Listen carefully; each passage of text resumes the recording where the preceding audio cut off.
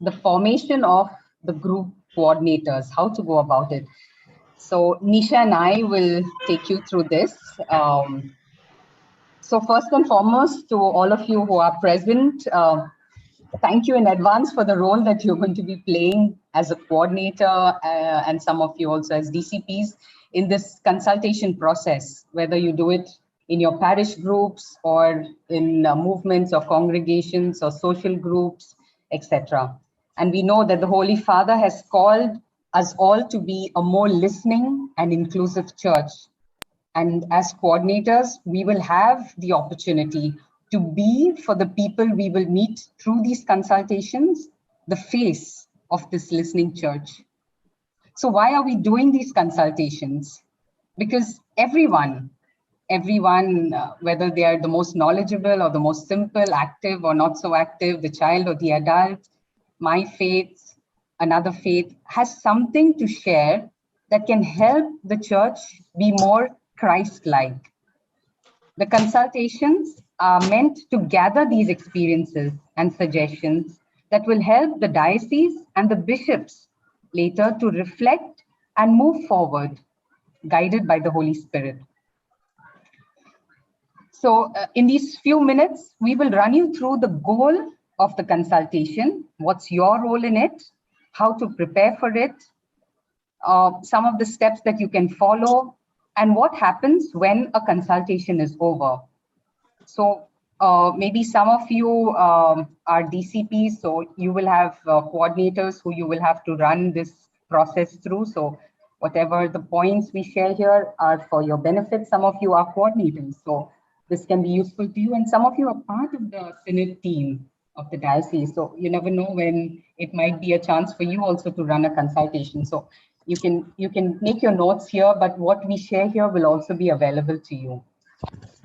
So the goal of the consultation are a couple. For example, the important thing is that it's not a complicated process.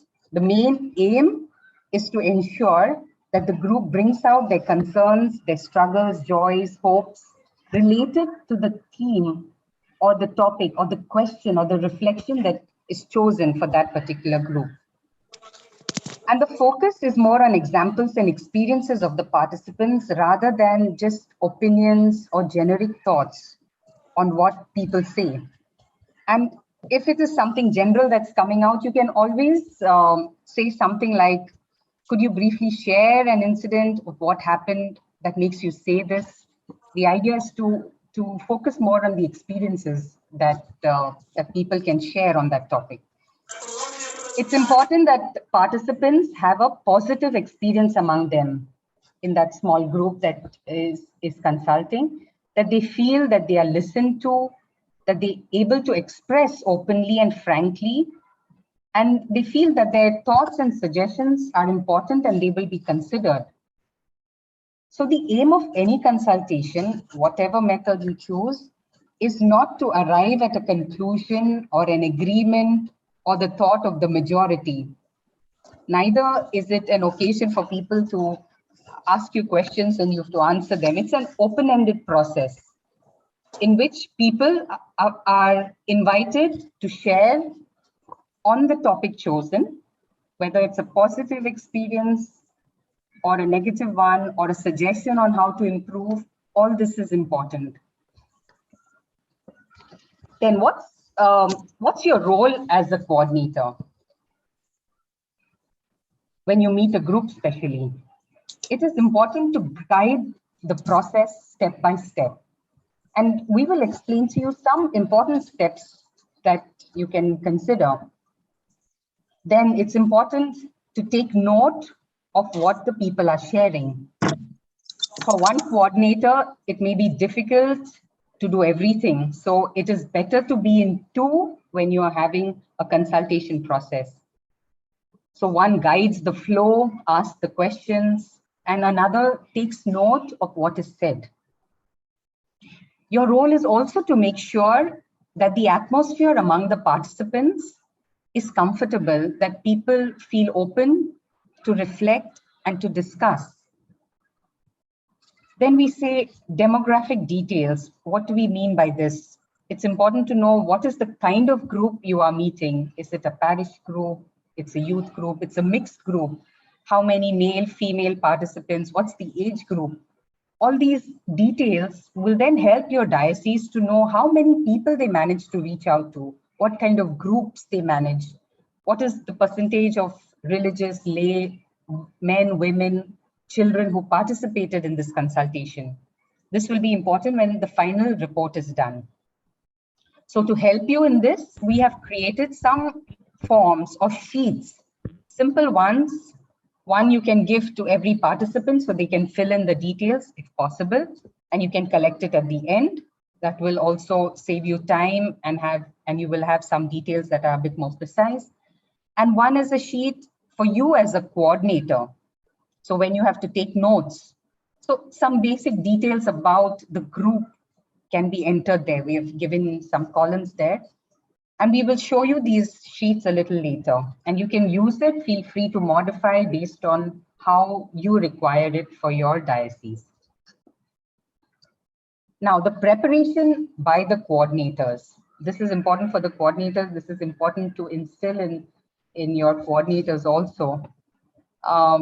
So while we give you some tips here, it's important that each one and the coordinators do their homework, which is also reading the preparatory document or finding a way to get the summary of it, the vademecum also, because it's important for one's own formation and growth also, not only to conduct the consultation.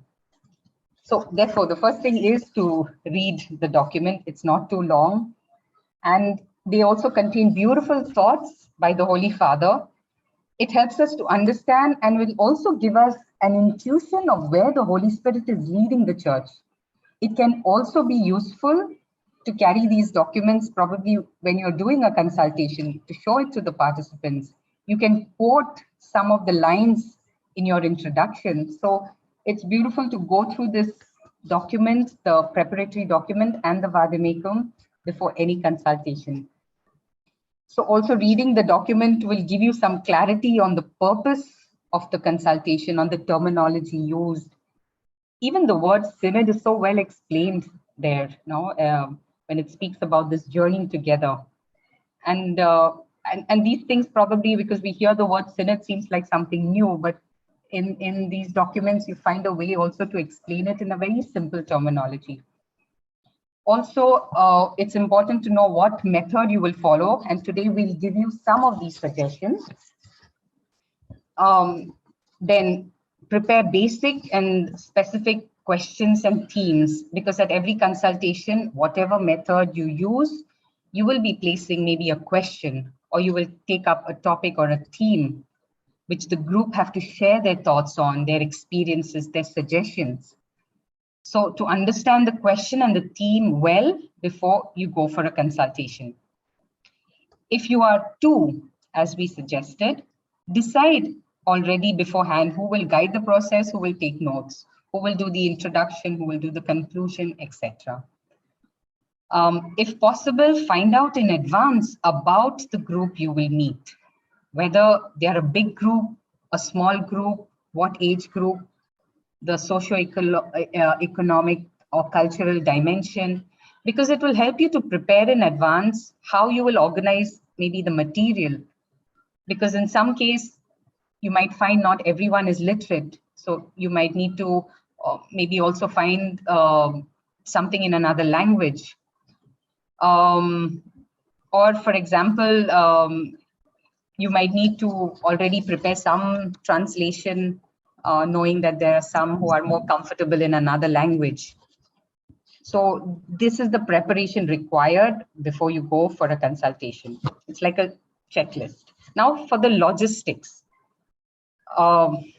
we suggest that, of course, if you use a circular seating arrangement, it's the best, because you give the impression also of everyone equal and can share, instead of a classroom, seating arrangement. The method can be chosen, whether you do it online, offline. Hybrid is when you do a mix, some online, some offline, as you find it most comfortable for a consultation. Also arranging the technical setups before, whether you need a mic, audiovisuals, PPT, etc. Like when you go for a program, keep all this ready. Even the printouts of the participant sheets, the group coordinator sheet, etc. Of course, it would be nice to have the snacks and some water, because these moments of fellowship are important during a consultation among the participants.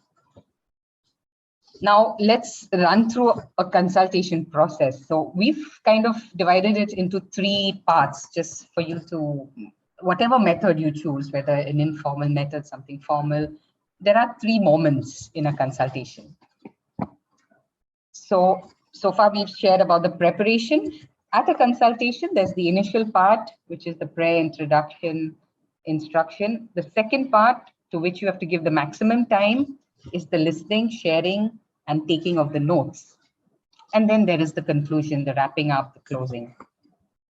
So in the first part, there is prayer or reflection about synodality. Now, you can choose a prayer or a short reflection. Like when we started also this meeting, there was a beautiful prayer in the beginning with a song. You can choose a prayer, a short reflection, a Bible passage that gives an idea of journeying together, guided by the Holy Spirit. In the documents, you will also find 2 images which speak about how Jesus was very inclusive in his approach, or on how the meeting of Peter and Cornelius in the Acts of the Apostles underlines the importance of listening to the promptings of the Holy Spirit who guides the church. So it's already there. You can even just read it out and reflect together. So it's an idea. You can choose these 2 images. Then introduce the purpose of the consultation. And once again, this you can take from the preparatory document. Why are we doing this consultation? Why has the Pope called to listen to the people, to get their suggestions, to place these questions?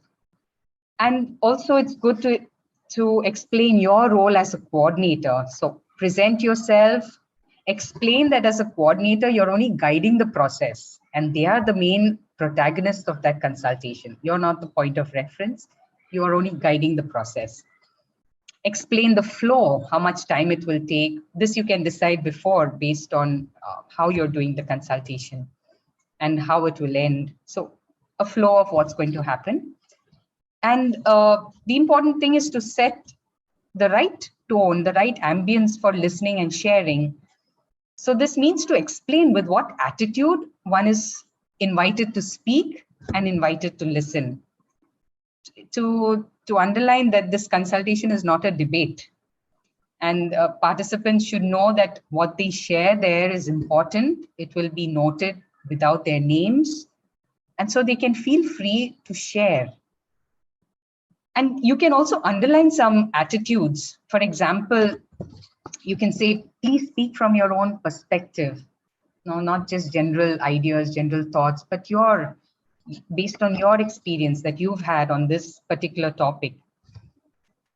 Invite them to listen attentively and remind them to respect the viewpoints of the others, whether they agree or not. Because the goal of this consultation is not to persuade another about your own ideas, but to get out the concerns and the ideas from all the people who are present. And also maintaining the confidentiality of what is said in the discussion, that it's not repeated outside, but it's part of that consultation process only. Remind them that it's a spiritual exercise. So to really leave room for the Holy Spirit to speak to them, and they speak listening to the Holy Spirit. And if the group is new, they don't know each other, then a good introduction, a quick informal introduction, a creative way is good without losing much time.